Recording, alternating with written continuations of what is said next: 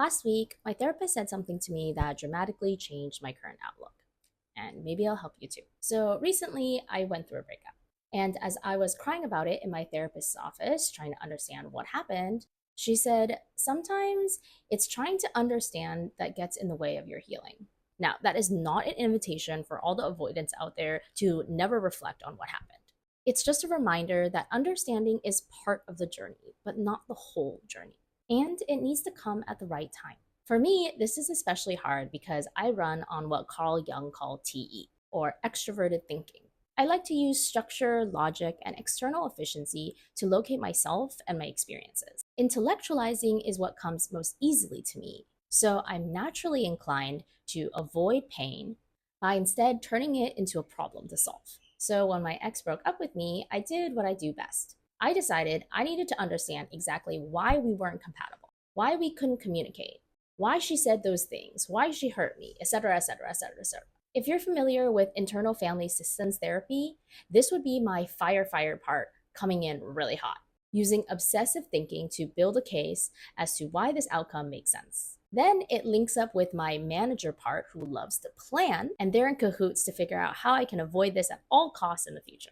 This also maps very well onto these quote unquote game that psychiatrist Eric Berne called the Now I Got You, You Son of a Bee in his seminal book, Games People Play.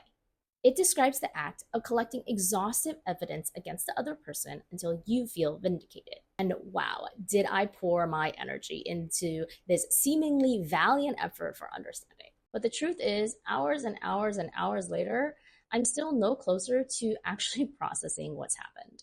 All it did was create a ton of distractions from the hurt that I was feeling.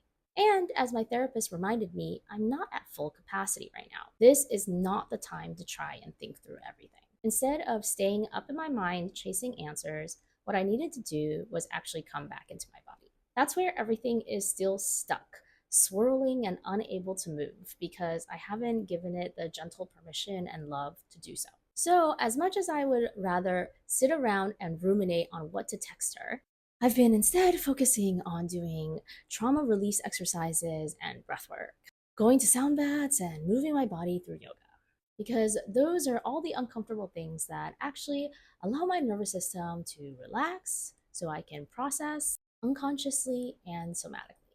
I really hope my sharing this helps someone out there. And if you're going through something like this too, please remember to be gentle with yourself.